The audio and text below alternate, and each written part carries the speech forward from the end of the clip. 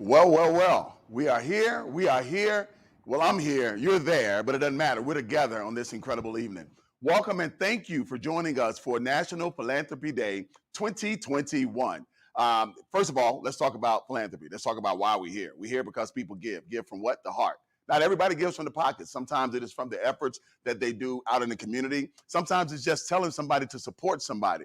Philanthropic efforts, it's not just money. A lot of people think that. It's not.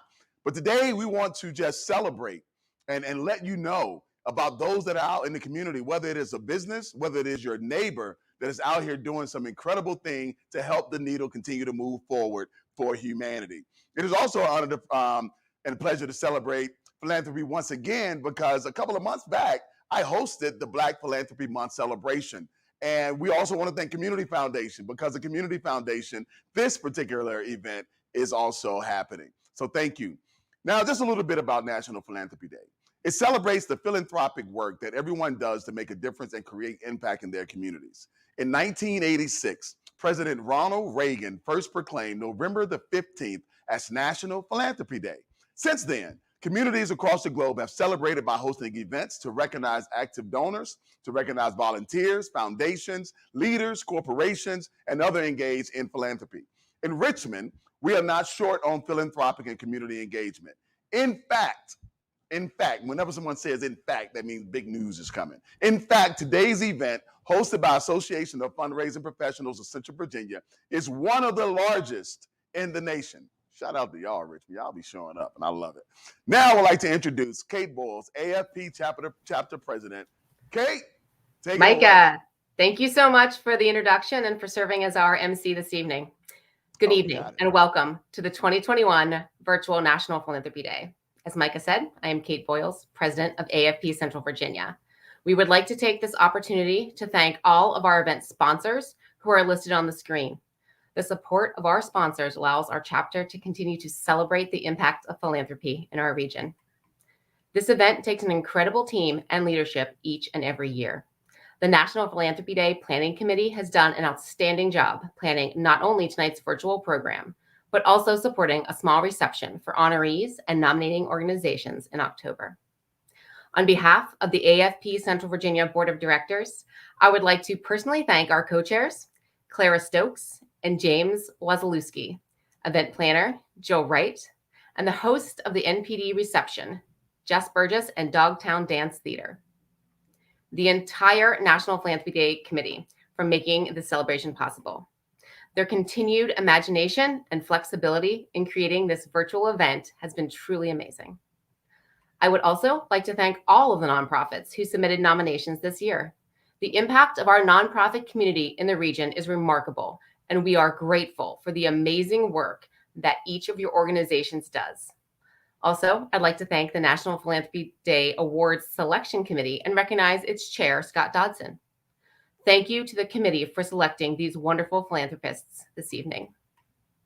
Thank you as well to all of the members of the AFP Central Virginia Board of Directors for their commitment to their organizations and the fundraising profession. Finally, I would like to thank the entire Central Virginia philanthropic community. National Philanthropy Day provides an opportunity to reflect on the meaning of giving and all that it has made possible. We celebrate the endless daily contributions of individuals and organizations across our entire region to countless causes and missions. In past years, we would have been together at our large in-person luncheon celebrating these individuals and organizations that help our communities thrive. While we miss seeing everyone in person, we hope that our second virtual National Philanthropy Day remains a reminder of how philanthropy can fortify local communities. Philanthropy helps encourage access, establish equity, and create positive change, especially during the unique challenges faced since the start of 2020.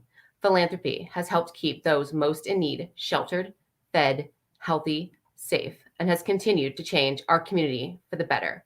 Thank you for all that you do. Now, please once again welcome Micah to introduce our first honoree. Micah.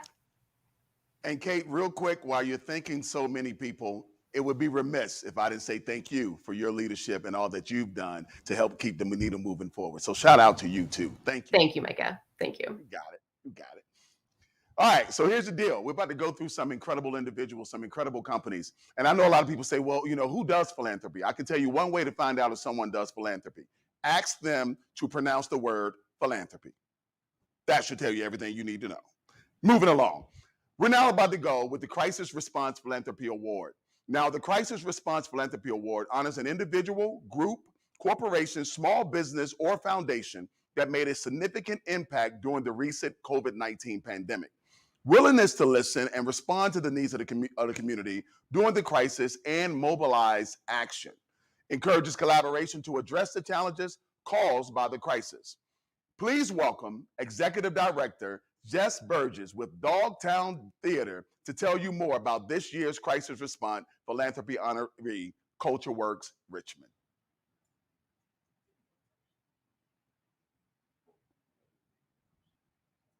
So, before Jess comes up, sorry about that, we're going to show a video, then I'll introduce Jess. Don't worry about it. We got this. Let's go.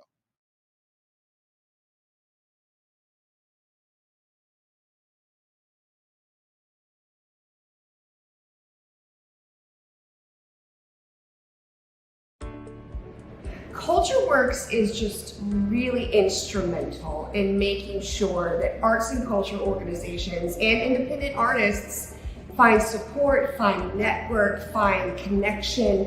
Arts and culture is what brings people together in our community. It's what inspires hope. We are definitely embedded in our mission to strengthen our artists and arts and culture organizations to increase their impact in Richmond and the Tri-Cities. Culture Works was formed over 10 years ago. Part of our role was to be the convener of arts and culture organizations, to be able to help us all come together where it made sense to be able to move the needle on key issues. And in this case, it was about coming together to support the very arts and culture sector that drives such an important part of our community. When the pandemic hit, and we also saw the impact, thought through the impact on the arts and culture community of venues being shuttered, after school programs being canceled, we knew we had to do something about that. One of the ways that we do that is through our grants programs, to be able to provide financial support to the artists and mid-size and smaller arts and culture organizations where those investments make a huge difference.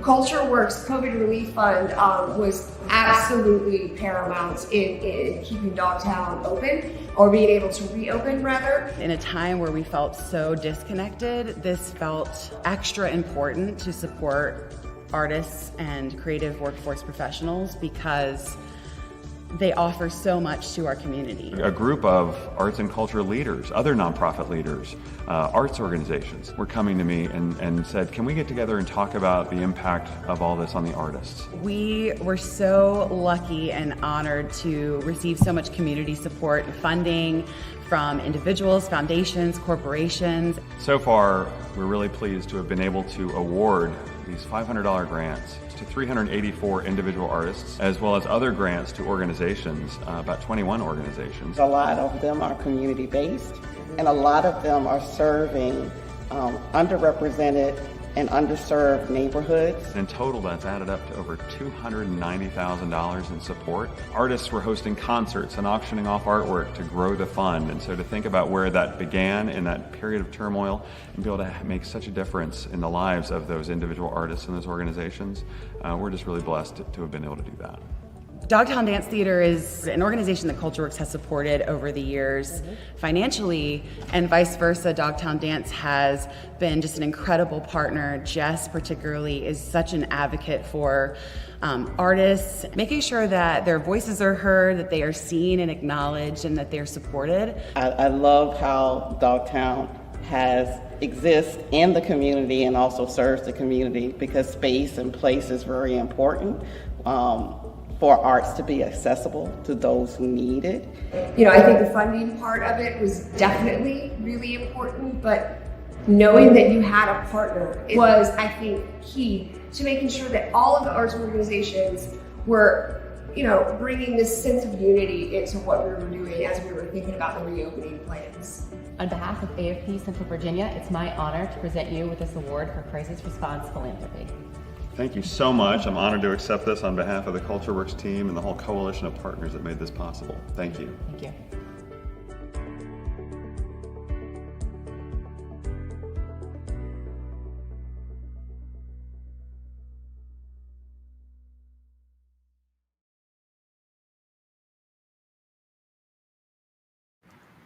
Now, as promised, please help me welcome to tell you more about the Crisis Response Philanthropy honoree, CultureWorks, the executive director of Downtown Dance Theater, Jess Burgess. Now you get to come on, Jess.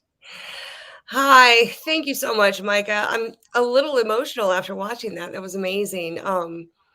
Good evening, everyone. My name is Jess Burgess. I am the executive director at Dogtown Dance Theater, and I am so pleased to be here with you all tonight to honor these leaders in philanthropy in our area for National Philanthropy Day. On behalf of Dogtown and all of the artists and cultural organizations that call Richmond home, we were thrilled to nominate CultureWorks Richmond for the Crisis Response Philanthropy Award this year. You know, because of the transformational support CultureWorks provided arts and culture organizations, as well as the individual artists during the uncertainty of COVID-19, we knew immediately that Scott and his team deserved this recognition and this honor.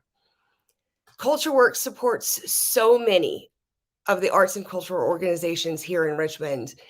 And not only do they have a robust grant program, but they also provide networking opportunities, online directories, and resources for artists and arts organizations, as well as an extensive online calendar of events that help promote all of the great happenings in our city. Having just celebrated their 10th anniversary, CultureWorks is necessary and vital to many of the organizations in Richmond. They have been a driving force in connection, collaboration, and opportunity for artists for over 10 years in our region. And they stepped up to the plate in a huge way when help was definitely needed the most. I would like to give a heartfelt thank you and congratulations to the entire team at CultureWorks. And it is my honor to introduce you to Scott Garca, president of CultureWorks Richmond, to accept this well-deserved award. Thank you so much, Jess. Boy, I thought the video was making me emotional. Your remarks made me even more emotional. Thank you from the bottom of my heart for that introduction and for nominating CultureWorks for this award. It means so much to be recognized by the very people that we serve. I also want to thank our partners at Richmond Memorial Health Foundation and Claves Unidos for supporting that nomination. I'm incredibly humbled to accept this award on behalf of the CultureWorks team and our many partners that made it possible to care for our region's artists and arts and culture nonprofits that make our region a great place to live and work, and that we're also extremely vulnerable to the effects of the pandemic. Thank you to the coalition of arts organizations that helped us design this grant program and spread the word to the people in critical need. Thank you to the foundations, the corporations, and individuals that contributed to make these grants possible. Thank you to the CultureWorks Volunteer Board and everyone that invests in CultureWorks that makes all our work possible. And thank you to Aaron Fry and Condra Parker, who you saw in the video, for accepting the challenge and making a difference in the lives of so many artists and organizations in our region.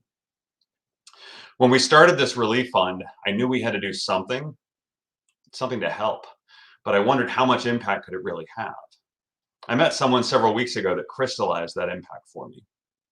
CultureWorks was having a kickoff for October VA, our month-long celebration of arts and culture last month. And while we set up, one of the singers performing that night stopped by. She had heard we were from CultureWorks and wanted to thank us for the COVID relief grant she received last year. She mentioned that her performer husband and another singer in the lineup that evening also received grants. She shared that the $500 that she received last year certainly helped financially, but it was just as moving, if not more important to her, to feel seen and supported by the community and by the arts establishment. We are fortunate at CultureWorks to work with so many tremendous partners to make a difference like that for our local artists and for arts and culture organizations. Many are still vulnerable to the ongoing effects of the pandemic, and we are still working every day to ensure our creative and cultural ecosystem is well positioned to inspire, heal, and reconnect our community, and to play a key role in shaping our region's future in a post-COVID-19 world. Thank you again for this honor, and good night. Scott, again, thank you for the work that you do, and shout out to Culture Works. Well deserved, my brother. Well deserved. Thank you. Thank you. So we're going to keep this move and keep it crack-a-lacking. So next up, we're going to talk about the Emerging Philanthropic Leader Award. Now, the Emerging Philanthropic Leader Award is an individual or individuals who demonstrate exemplary leadership in the advancing philanthropy. See, there I go with that word. Engagement beyond a single organization, creativity in philanthropic endeavor, project, significant philanthropic accomplishment in a short period of time, drives measurable results around a local cause to broadly improve the lives of Richmonders and encourage others to give. Also, a unique method of bringing the community's needs to the public, partners with an organization to help create, scale, and sustain meaningful missional work. This year, we had the opportunity to recognize two special honorees for the award category of Emerging Philanthropic Leader. The honorees are Jamala and Nathan Arlen and Tommy Evans. We will now begin with Arlen's nominated by Children's Hospital Foundation.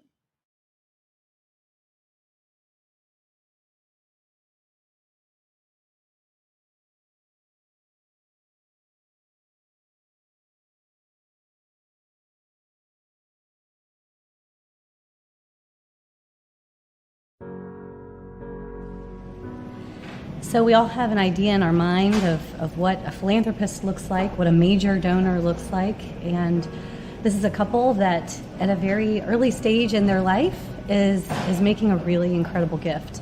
Parents that lose a child, it is an enormous grief that really never goes away. 2 years ago, I had just decided to go to one of the breweries down here. A father and some of his children showed up, and we just kind of all ended up sitting together, and it turned out to be Elias.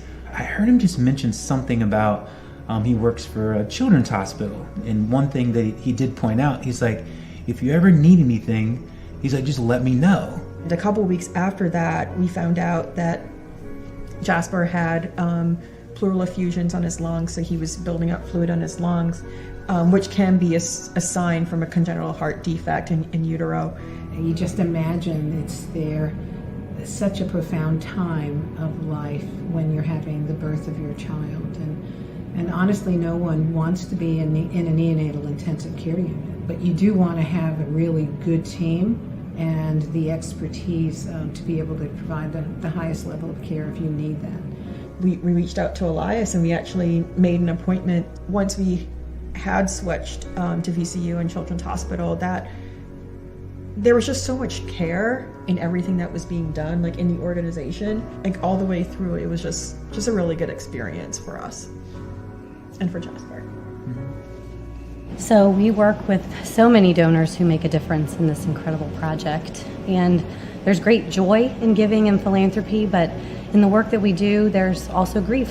And we take care of some of the sickest children, and that's what makes Jamala and Nate's gift so impactful and so important to us, because it is a really powerful way for them to honor their late son, Jasper, and let us be a part of the legacy of that child, for them to celebrate his life in a really special way.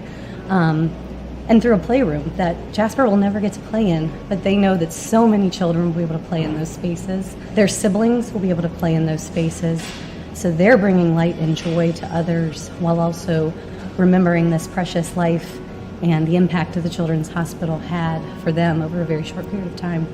The whole team was just really compassionate, at all the different levels that we had the opportunity to meet. We had a good experience, with everything that happened. We always felt that he was getting the best care. You don't go into this field without having that real desire to be supportive of the families and to really provide them with that individual need that they really have that opportunity to get when they're in the NICU. Outside of, like being in my body, that's where he lived his life. Like he was there with people who looked after him, and we always felt that they cared for him. And when he died, the room was full of his nurses and the doctors and the chaplains, and they cried with us, they prayed with us, they cried with us, they stayed, they were there. You could truly tell that it was very meaningful, very impactful by not doing anything, just being there for us. We knew they were there, we knew they cared. It's a difficult time for everybody, but having that support was really the turning point. So as we top out this building, we were so excited to have Jasper's footprints on, and Nate and Jamala there signing the beam with us. And that's what's so wonderful about those who are joining us on this journey, is that they are a part of this with us. And so I can't wait to have them come with us and tour the space and to see the playroom, and long into the future see children playing there, siblings playing there. For other kids and other parents, who have a similar experience to us, or hopefully, kids who have experiences where they get to go home, to feel that and to really like build on that and just help it to continue to grow. On behalf of AFP Central Virginia, it's my honor to present you with the award for the Emerging Philanthropic Leader. Thank you so much. Thank you.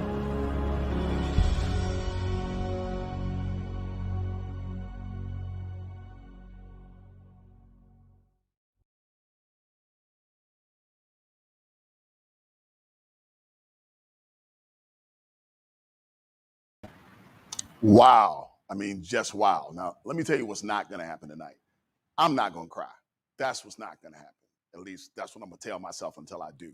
But to tell you more about the individuals that you just saw receive the Emerging Philanthropic Leadership Award, and shout out to you, Jamala, and shout out to you, Nathan. We're going to bring in the president, CEO of the Children's Hospital at VCU, Mr. Elias Nujar. There you go. I got it. Hey, Micah, it's good to be with you, my friend. Thank you. Great job you're doing tonight. And I want to thank all of our friends and families who are here with us. This is a special evening. And what you just saw was a video tribute of some incredible great game changers for kids. And it's really my honor and privilege to be able to introduce Nathan and Jamala. I want to thank AFP Central Virginia for hosting this special evening. This is important, recognizing the very good that is within all of us. And as they say, it takes a village. But what I really want to highlight, and I do want to share this story with all of you tonight, it is true that my kids and my wife and I had a chance to meet Nathan. I think it was destiny. And this was obviously prior to Jesper's birth. But I will tell you, my kids were climbing all over him and fell in love with this guy. And it was true that it was an honor of a lifetime to be able to say, hey, if there's anything our team at the Children's Hospital can do to help support your beautiful family, let us know. And it was divine in the sense of seeing this family who was going through so much, and their beautiful little one, Jesper, who came into this world, and then to see his family go through the most unthinkable of tragedies. And as a parent, for me, obviously it gives me deep reflection and takes your breath away to even imagine what it would mean to lose a child. And yet what I saw in both of them was this tremendous strength. And I'll never forget this as long as I live, getting a phone call from Nathan the day that Jasper passed away. And Nathan, you'll remember this. You called me and shared that he had passed away. And what you said is something that I'll never forget. You said, Elias, I want to thank your team for loving our family. They're incredible. What can we do to help? And I think if you recall, I was speechless because I could not imagine the strength that both of you had. And then, of course, over the coming months and years of this friendship that we have together, I exactly see the strength and the grace and the wisdom that both of you and your beautiful family bring. And I will tell you, it is true. We will have that room in honor of Jasper and your family. And you think about all the smiles and the healing and dreams that will come as a part of that. And we all know that he stands with us today in our dreams and in the midst of us. I am honored to be able to introduce my dear friends, Nathan and Jamala Arland. They don't make them any better than both of you. And I give you a big hug and a big kiss. This is from my family and all of us at the Children's Hospital. I love you guys. Thank you so much. Do we start? Yeah. Okay. I'm gonna try to do the best I can here. Thank you so much, Elias, for all the kind words. And you're right, it was destiny. Things happen for a reason, and 100%, this happened for a reason. So you hit it right on the head, and I love you too. Thank you. And thank you so much to AFP Central Virginia for hosting National Philanthropy Day and selecting us for this award. Thank you so much to our friends at the Children's Hospital Foundation for nominating us. This award is about making a true impact to the quality of life of people in our region. And that's exactly what our Children's Hospital right here in Virginia is kind of what it's supposed to do. In the hospital's memorial service last year, Chaplain Josh referenced the line from Hamilton, which is one of our favorites, and that really resonated with us. And it goes like this. It says, "What is a legacy? It's planting seeds in a garden you never get to see." He talked about how the lives of children gone too soon plant seeds in the heart of their parents. And ours blossoms with wanting Jasper's life and legacy to make a difference for children whose lives carry the weight of illness, and for families that are fractured by the death of a child. The impact of the new Wander Tower at the Children's Hospital of Richmond will outlive us the way Jasper was supposed to. And in that way, death will not be the end. Congenital heart defects will not have the last word. So thank you so much for this recognition of Jasper's life and his legacy. Thank you. Wow. Jamala Arland, thank you so much for sharing your strength. Because I think, a lot of people go through a lot of things and they need people like you so that they can get through what they're going through. So thank you for sharing your strength and the legacy of your son. Thanks. So we're going to move right along to our next emerging philanthropist leader. And that's going to be co-honoree, Mr. Tommy Evans.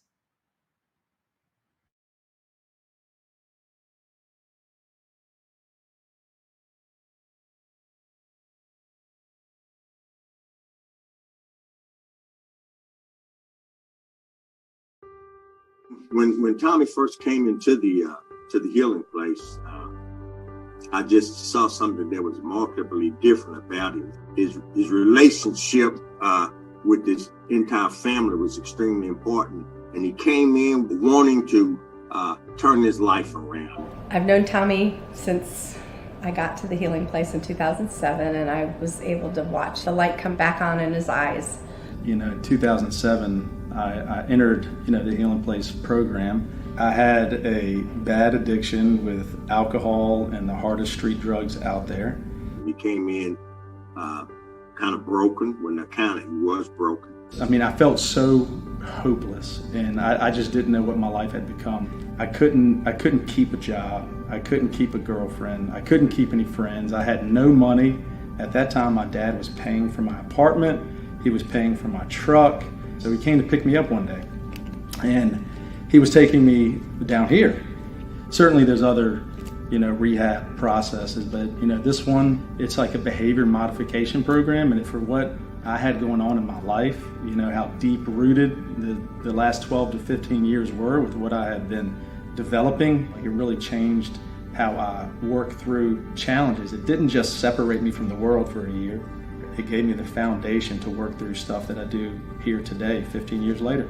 Well, Caritas has grown a lot over the years. We've gone from an emergency shelter to adding a furniture bank to adding an employment program, and then with Emerge in 2012, having now 180 beds for men and 120 beds for women in our Healing Place program, which is what Tommy was part of. Kind of like Tommy's story, Caritas and the Healing Place, we're all about wreckage to hope. Even this building, when we started with what looked like a bombed out bomb shelter to this beautiful place of dignity, it's just part of who we are, really to the core. My life today, I'm very, very blessed. I have a beautiful wife that's very supportive. I have two beautiful boys, and they are 11 and 9. And, you know, I just couldn't ask for any more. You know, if I were to come out of the healing place and look at my life now, I probably would have said, no, you know, there's no way. To whom much is given, much is required. Not only to give back financially, but I think something more important than that, his love and his dedication to those men that were coming in, the men that were in the program. You know, when I look back at what I've given back to the healing place, I've never thought about it in a philanthropic way, really. You know, I've kind of felt it was a duty to me personally that what, you know, the healing place gave me, I have to give back.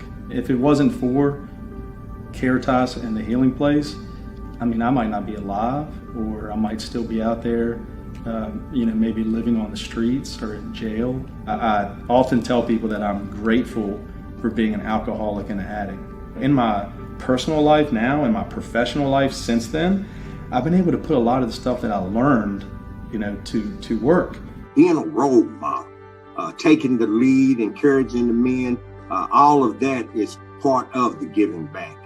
It's not just about sobriety, it's about living a life that is fulfilling, not just about yourself, about helping other people, about being a leader. To be able to have this opportunity to recognize the hard work he's put in, it's just such a unique opportunity for any donor to have come from a program to be such a significant philanthropic partner for the organization that helped him. I think that's really what makes it special for me. On behalf of AFP Central Virginia, it's my honor to present you with this award for the Emerging Philanthropic Leader. Thank you, and it's my pleasure. Thank you so much. Yep.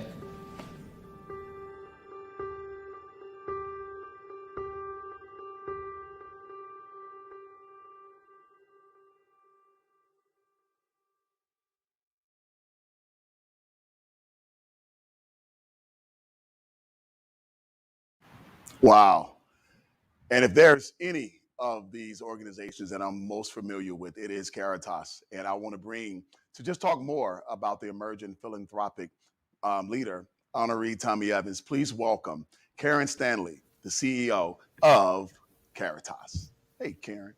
Good evening, and good evening, everyone. My name is Karen Stanley, and I'm the president and CEO of Caritas, and I'm thrilled to be with you tonight to celebrate these amazing philanthropic leaders in our community.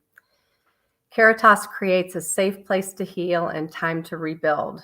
And nowhere in our five programs is this more evident than at the Healing Place, a 180-bed residential recovery program for men struggling with substance use, and now a new 120-bed facility for women. The AFP National Philanthropy Day's Emerging Philanthropic Leader Award is specifically to honor someone under the age of 40 who's made a significant difference for an organization with their generous giving. It's my honor and privilege to nominate Tommy Evans for this award. Tommy is a product of the Healing Place and every day lives the 12-step program that he embraced when he was a program participant. Since becoming an alumnus of the program in 2008, Tommy married his beautiful wife, Robin, is raising his two adorable sons, Bradley and Jeremy, and is continuing to excel in his career with the company that he worked for since before coming to the Healing Place. Tommy lives his 12 steps of Alcohol Anonymous daily, and the 12th step states, having had a spiritual awakening as the result of these steps, we try to carry this message to alcoholics and to practice these principles in all of our affairs. The 13 years since he's completed the program, Tommy has given nearly $100,000. He does this to make sure that the next man that needs the help he did will have it by making sure that our doors will always be open. And with that, it is my honor to introduce you to an amazing young man, Tommy Evans. I'm so proud of you and have so much gratitude for you, Tommy. Well, thank you, Karen. And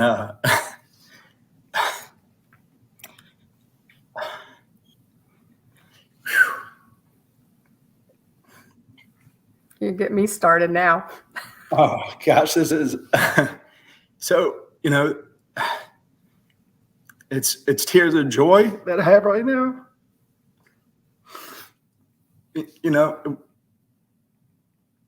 if I watch that video and I think about, you know, what I said about, you know, not thinking about it as being philanthropic, you know, because I really didn't the whole time. It was truly a duty. But, you know, the whole entire Caritas family and the you know, the Healing Place family, I got to see firsthand what they do for men in there. And obviously not every man or woman now, because it was just a man's facility then. Now there's a beautiful women's facility.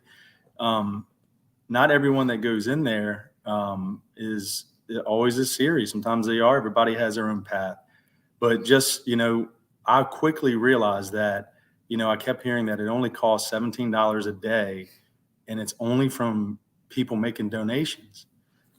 And just the program, you know, that they had with just going through, you know, digging deep in the furniture bank piece that you know, they have, the shelter, the works program, which helped people like me get back on their feet. I just remember coming out of there and saying to myself, I wish that I could give back. I wish I could give back. I was 27 years old and I was broke.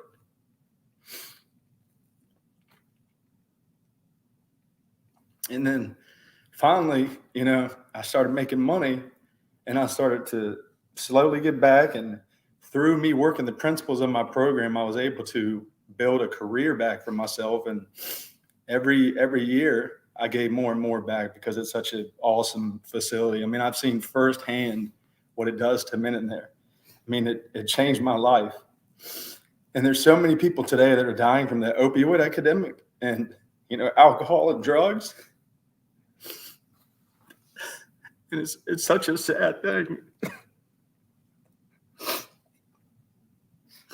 I mean, I lived that life, and it probably looks like I'm sad right now, but I'm not.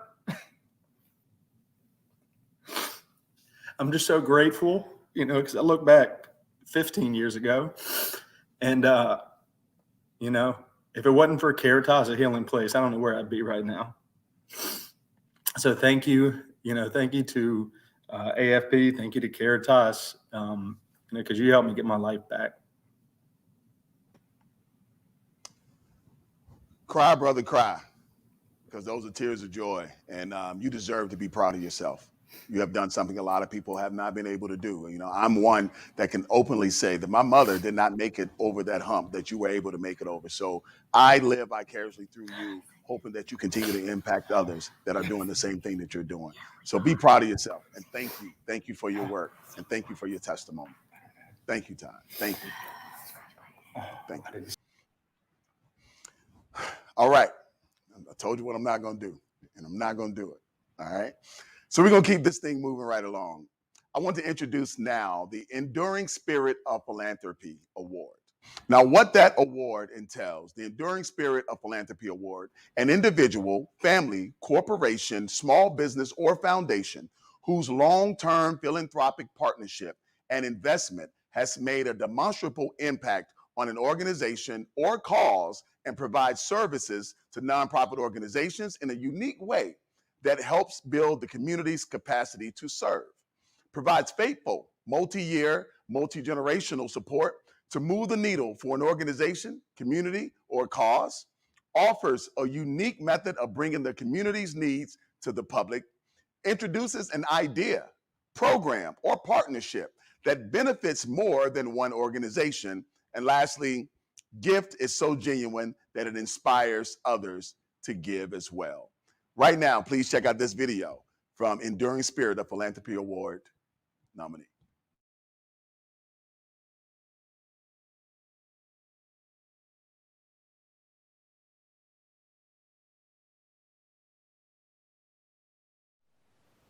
Carol and Ted and their family are truly the philanthropists and the leaders that have sustained this organization through this very important milestone that has led to the Sheltering Arms Institute.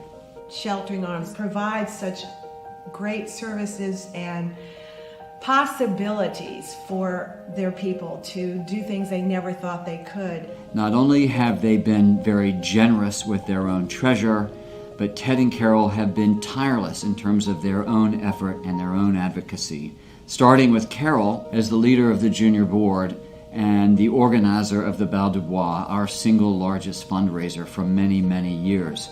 Ted followed in 2000 as the president of our foundation, culminating in his leadership of this capital campaign, which is nearly completed. So I joined Sheltering Arms Foundation a little over 7 years ago, and before that we had no true development function. It had been completely run by volunteers, which was amazing, but bringing in and starting a team in anticipation of a $50 million capital campaign was daunting.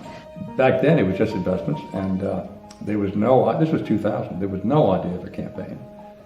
We started talking about how can we work in partnership with somebody. Our partnership with VCU has been truly extraordinary because you've combined both the exemplary rehab care with the best rehab research in the country. I mean, it's not just Richmond, it's putting Richmond on the map nationally. We're doing even more, not just for our own community, but for a lot more than that. We had not been raising money for so long that when Ted came on the board, it was to be an investment committee chair. And once the decision was made that we were going to move forward with philanthropy, he stepped right in and made those first gifts every single time, inspiring others. As Carol mentioned earlier, it's all about people. And who do you want to support?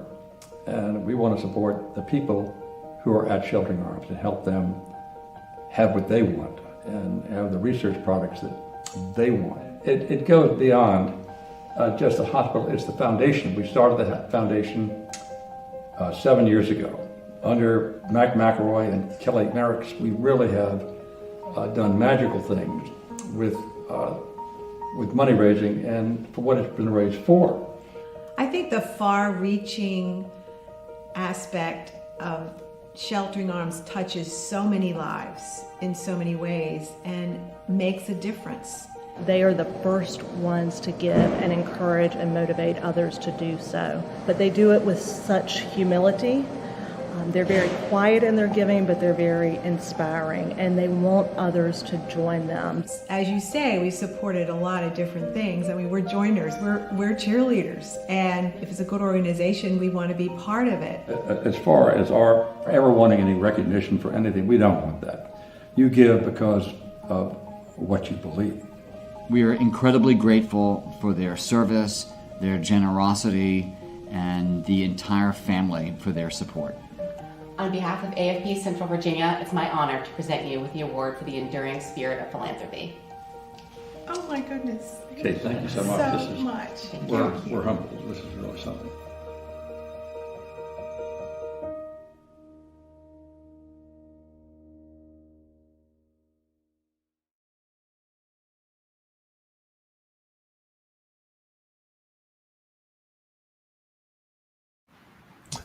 I absolutely love it.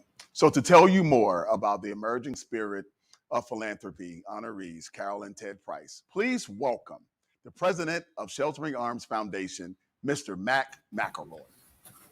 Hey, thank you so much, Micah. And it is a great honor for Ted and Carol and me to share this virtual stage with these amazing honorees and to hear the stories that we've just heard.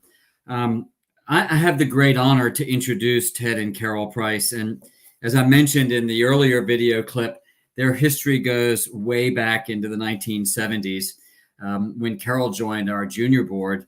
And as is frequently the case, Carol led the way, but then Ted certainly jumped in with both feet in the 1990s and has provided wise counsel to our hospital board, chairs the foundation board, and has really leaned into this campaign for convergence as our campaign chair. And in so doing, he has made the dream of the Sheltering Arms Institute, our joint venture with VCU Health, a reality. And this is a place that provides hope for people and recovery for people who have suffered illnesses and injuries. And our teams enable them to get back on their feet and back to their lives and families and jobs, etc. Under Ted's leadership, a newly formed development team, and you saw Kelly on the video too, with the help of many, many dedicated volunteers, most of whom I might add were recruited by Ted, has successfully raised nearly $50 million. Ted and Carol have been tireless advocates for this new rehab and destination facility in the Mid-Atlantic, and they truly represent a development officer's dream, the triple threat. They are ambassadors, they are advocates, as you saw in the video, and they are askers. And like all good fundraising volunteers, they made their own leadership commitment to launch the campaign. Their passion for Sheltering Arms is obvious to all who know them, including their 4 adult children, Ted, Sybil, Dyer, and Winston, who have themselves made a 6-figure gift to honor their parents' work and philanthropy. Now that is truly enduring. We are immensely grateful to the Prices for all they have done for Sheltering Arms and for many, many other organizations around Richmond and across the state. Their humility, their grace, and their generosity endure. Ted and Carol, we love you, we thank you, and now I turn it over to you. Well, Mac, thank you very much. We too want to thank the AFP and the National Philanthropy Day organizers. Carol and I are honored and humbled to be the recipients of the Enduring Spirit of Philanthropy Award. Carol and I have been strong supporters of Sheltering Arms for many years because of its unique mission to help people experiencing illness and injury. For those who don't know Sheltering Arms, and it's probably one of the best kept secrets that I know of, but it's getting more, it's starting to be less of a secret. Sheltering Arms is one of the top rehab hospitals in the country. I think it's in the top 4, which is pretty amazing. We're particularly excited about Sheltering Arms' recent joint venture with the VCU Health organization, which will enable Sheltering Arms to serve more people throughout the Mid-Atlantic and beyond, and to advance research to find new ways to help people improve their quality of life and independence. The brand new $100 million Sheltering Arms Institute, 50% of which has been funded through community support, has been the culmination of Carol's and my involvement of nearly 50 years. And over to you, Carol. Well, and Ted and I, as Max said, we were blown away when our children also contributed to this incredible effort, but they grew up watching us work for Sheltering Arms, talk about the miracles that happened every day with the handling of the patients and the challenges that go on in that hospital. They really wanted to be part of it the same way we have been. And it is such an honor to be part of this whole effort and watching all of these other people tonight. I mean, I'm just about in tears with so many people who've been honored. It's a pleasure to be part of this special night. And Mac McRoy has made it happen. We want to thank everybody at Sheltering Arms, and we continue to watch the miracles that continue to happen. They have changes every single day in people's lives. And we also have understood, as have our children, the importance of philanthropy on changing a whole community. And I think that's what's important about this whole evening, that we've seen the efforts from so many individuals who have made an impact on other people's lives and on our community as a whole. We are just so happy to be able to make a tiny difference ourselves, and we thank you so very much for this great honor. Wow. Carol, Ted, thank you for all your work. And if I heard Mr. McElroy say correctly, you assisted in raising $50 million. That is amazing. Amazing enough. Look, Carol and Ted, all I need is $84 to pay this phone bill. If y'all can help a brother out, I'll shoot you a text or an email. We can get together, okay? But thank you for the work that you do in the meantime. God bless y'all. So we're going to keep this thing moving. We have two more to honor. Next, we're going to talk about the Outstanding Organizational Partner Award. Now, what this award entails is a corporation, small business, foundation, giving circle, or association that demonstrates commitment through financial and volunteer investment. Also, willingness to listen and respond to the needs of the nonprofit community, provides meaningful impact, depth of support in specific causes, and breadth of agencies supported. Before we meet our honorees, please check out this video of the Outstanding Organizational Partner Award.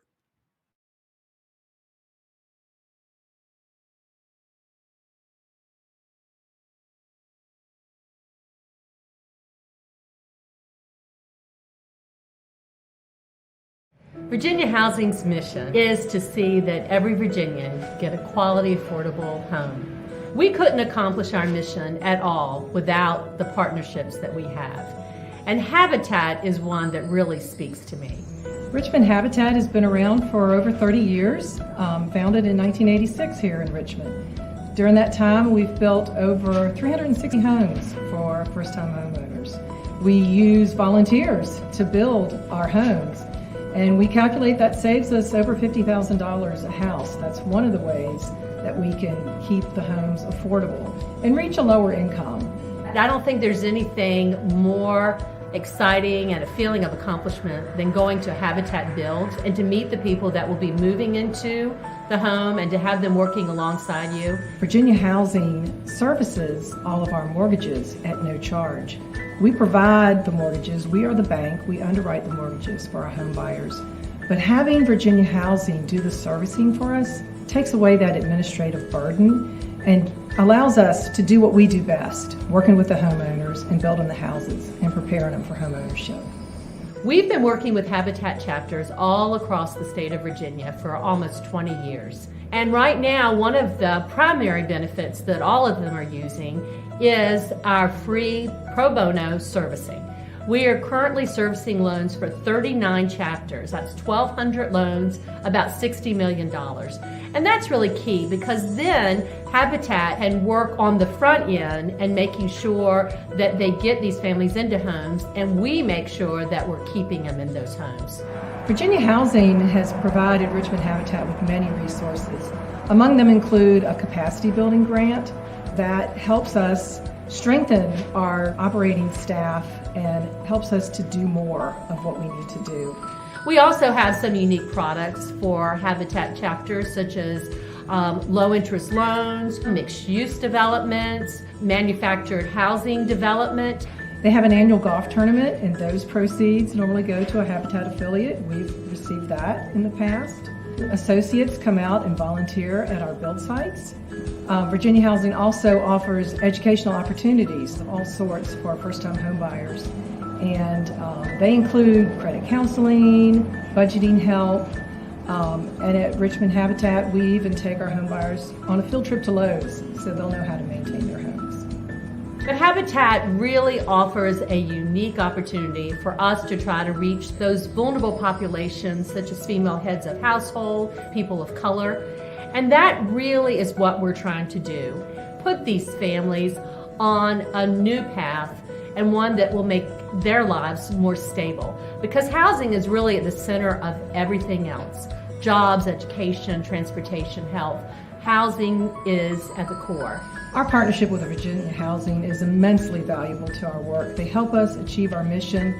They take away some administrative burden. They provide operating support.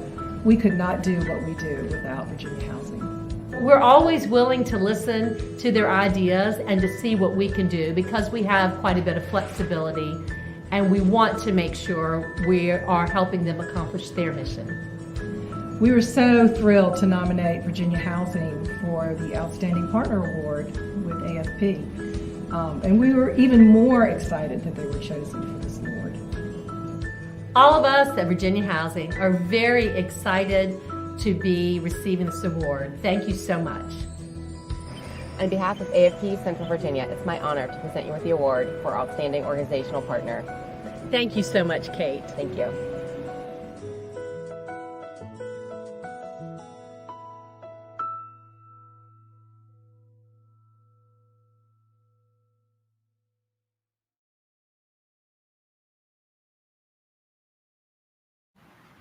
Now, to tell you more about this year's Outstanding Organizational Partner Award nominee, Virginia Housing, please welcome the CEO of Richmond Metropolitan Habitat for Humanity, Miss Mary Kay Huss. Hi, everyone. I'm Mary Kay Huss, CEO of Richmond Metropolitan Habitat for Humanity, and we are so honored to have nominated Virginia Housing for the Outstanding Organizational Partner Award. Virginia Housing really lives true to its mission, helping Virginians attain quality, affordable housing. As you heard, Richmond Habitat provides our homeowners who earn less than it takes to qualify for a traditional mortgage, 0% interest mortgages. We're the bank, and Virginia Housing generously services all of our mortgages and the mortgages, as you heard, for the Habitat affiliates across the state. And they do this pro bono, saves us tens of thousands of dollars each year. At the beginning of the COVID-19 crisis, many of our homeowners lost jobs or experienced loss of income. Virginia Housing helped our families with the forbearance process, helping to ensure they were able to stay safely in their homes. And now they're working with our families to modify those mortgages in a way that works best for them and remain affordable. They were also very quick to understand the growing needs of their nonprofit partners and provided $75,000 in emergency COVID relief funding. Virginia Housing support is invaluable to us in achieving our mission.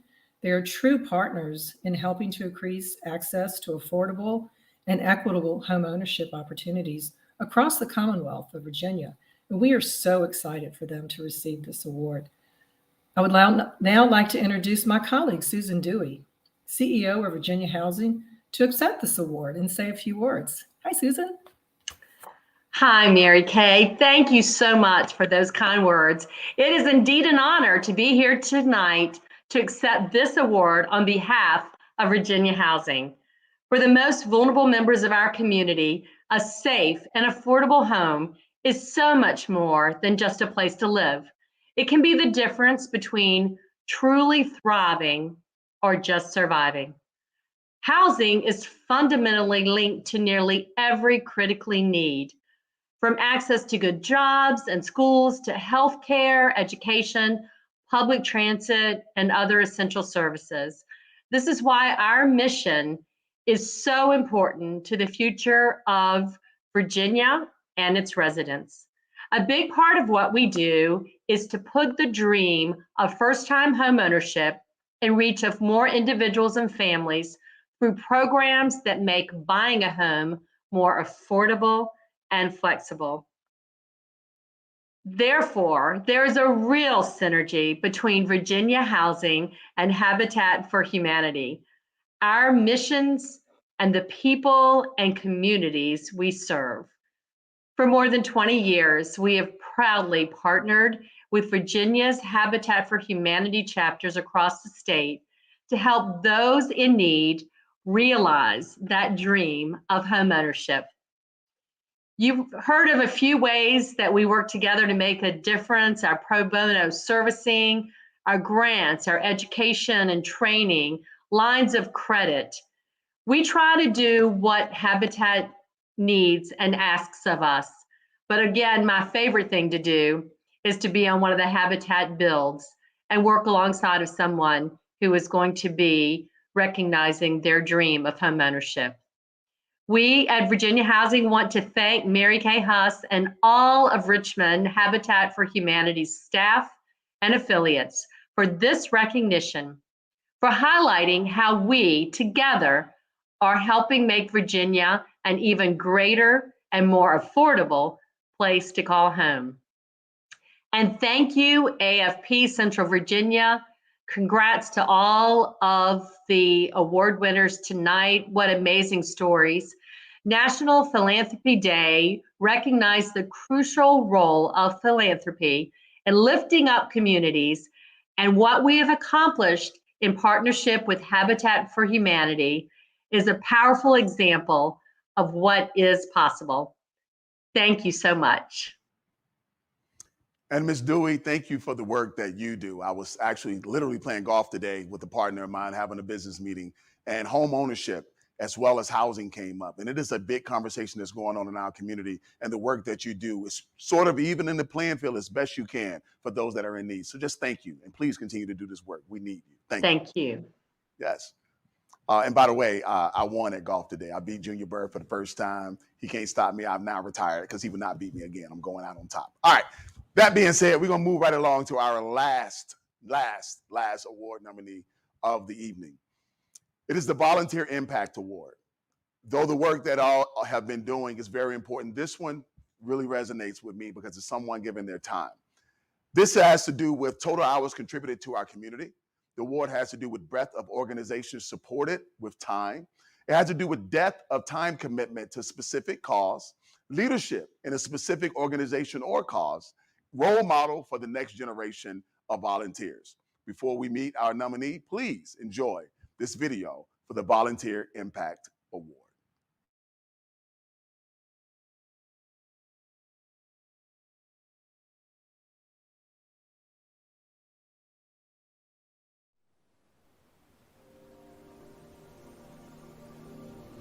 So Leo is one of those folks. He just is tireless in his willingness to volunteer, but he's never looking for praise or recognition. Crossover has made a difference in the lives of so many of our patients. In 2003, I received an invitation to attend the annual meeting of the Virginia Association of Free Clinics.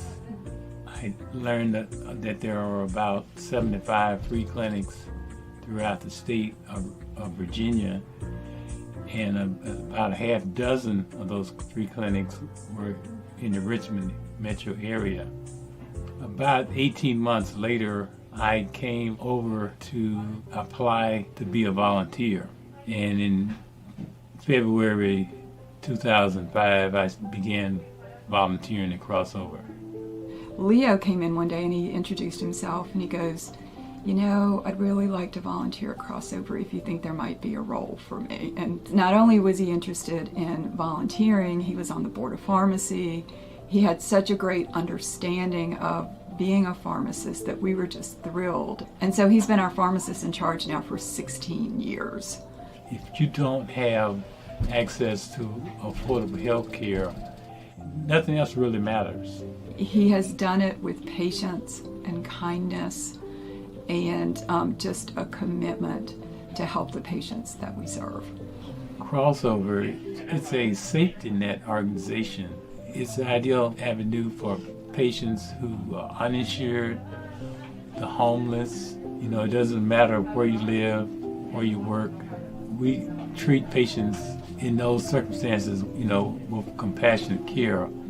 I remember days where Leo would say, okay, I'll come in, and he literally would leave work after working the night shift, and he would come in and he would work a shift here just to make sure that our patients got the medicines that they needed. He's not here to get glory. He's not here to be thanked. He's not here to be praised. He's here because he has a genuine commitment to helping people who need help. And whenever you ask Leo about it, he's quick to say, it's not about me, it's about the team that we have at Crossover and our volunteers. It's not about me, it's about helping the patients that don't have access to medication without us being here. And that's why I'm just so incredibly excited that he's getting this award. I see myself volunteering as long as I can. It makes me feel good to know that every time I come here and leave, that we have helped someone. All of us feel better when we help somebody else, you know, because that's sort of what we are here to do, help each other. On On behalf of AFT Central Virginia, it's my honor to present you with the Volunteer Impact Award. Thank you. Thank you so much.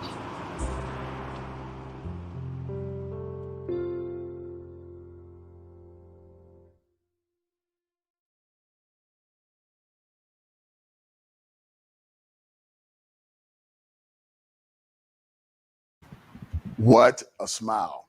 So to tell you more about this year's Volunteer Impact Award nominee, Mr. Leo Ross, please welcome the CEO of Crossover Health Ministries, Ms. Julie Bilodeau. Thank you so much. I'm so excited to be here tonight to honor Leo. And I would like to thank the National Philanthropy Day Committee for this wonderful event. And I have the privilege of introducing Leo Ross, the recipient of the Volunteer Impact Award. The community pharmacy at Crossover Healthcare Ministry is a critical part of our comprehensive services. The pharmacy serves Crossover's 2 charitable healthcare clinics. It also serves 6 other Richmond area charitable clinics. In the most recent fiscal year, over 27,000 prescriptions were provided, and those prescriptions were valued at over $8.9 million. And since Crossover does not employ a pharmacist, volunteers like Leo are how we can have a pharmacy. And Leo has served as our pharmacist in charge for over 16 years, and he has provided more than 4,000 hours of service to Crossover. At the onset of the COVID-19 pandemic, Crossover saw a large decrease in our volunteer capacity as our older volunteers and those with underlying health conditions stepped back from volunteering. But not Leo.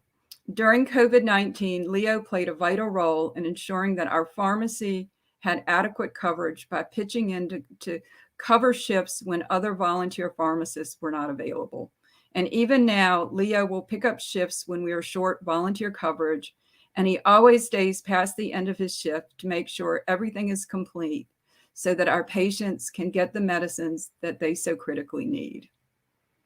Leo's service has helped thousands of people in the Richmond area have access to the medicines that they need to manage their health conditions. When a person is healthy, they're able to maintain employment, take care of their families, and live their most fulfilling lives. Access to medication is a huge part of this, especially since 2/3 of Crossover's patients live with one or more chronic health conditions. And Leo's reach extends beyond Crossover to the other local healthcare safety net clinics, to thousands of patients, and to our entire community. And Leo does not volunteer for the applause or the praise. He is humble, faithful, committed, and he always exceeds expectations. He shows up with a smile. And not only is he one of our longest continual volunteers across all of our programs, but the community pharmacy would not be able to operate without him as pharmacist in charge. We are so pleased to honor Leo Ross for his contributions to Crossover and our community through the Volunteer Impact Award. Thank you so much, Leo, for everything that you do. Good evening. I would like to thank the Association of Fundraising Professionals, Central Virginia Chapter, for presenting me with the 2021 Volunteer Impact Award. I would also like to thank the Crossover Healthcare Ministry for nominating me for the 2021 Volunteer Impact Award. It has been my pleasure to volunteer as pharmacist in charge at Crossover Healthcare Ministry for the past 16 years. I enjoy volunteering because of the personal and professional interaction with patients, staff, volunteer pharmacists, pharmacy techs, and PharmD residents. Every day that I volunteer, I realize I have helped some patients feel better about their health and their life. I have helped Crossover Healthcare Ministry in the delivery of compassionate healthcare to the uninsured, the underinsured, and the homeless in our community. For this, I am ever grateful and thankful. Crossover has a very culturally diverse healthcare team with team members from North and South America, Europe, Asia, and Africa who collaborate to ensure that our patients receive the best health care. Crossover is the only free clinic in the Richmond area with a pharmacy and is fortunate to have partners like the Virginia Healthcare Foundation and RX Partnership, which ensure that our patients receive needed prescription drugs for their pharmacotherapeutic needs. This is transformative for our patients. National Philanthropy Day has been observed for 25 years by the Association of Fundraising Professionals, Central Virginia chapter. It is a day to celebrate charitable activities. Thank you again for the 2021 Volunteer Impact Award. Continue to recognize those who donate their time, talent, and treasure to make the world a better place to live for everyone. Thank you. Leo, you are my hero, my brother. Thank you for all the work that you've been doing and continue to do. You're inspiring more people than you probably realize. Thank you, brother. Thank you. And the work that Crossover is doing is also very important with this medication. Look, I had to take out a loan to buy Robitussin. So I can only imagine what people that are really sick have to do to get their medicine. So thank you, Crossover, also for the work that you're doing. So we're at the end of the evening, and what an incredible evening it has been. I told you through the process I was not going to cry, and I made it, but it has nothing to do with what I do when I get in the car, because I'm going to process all this stuff. But I want to thank you all for hanging in there with us throughout this entire event, letting people know that they're very special, they're very recognized, and they're very appreciated for the work that they're doing in our community. So thank you for joining us on this special National Philanthropy Day event to celebrate all of those wonderful philanthropists in the Central Virginia region.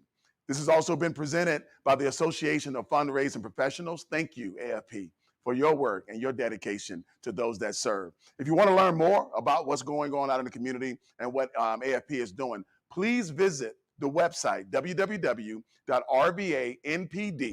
but that's the National Philanthropy Day, rvanpd.org.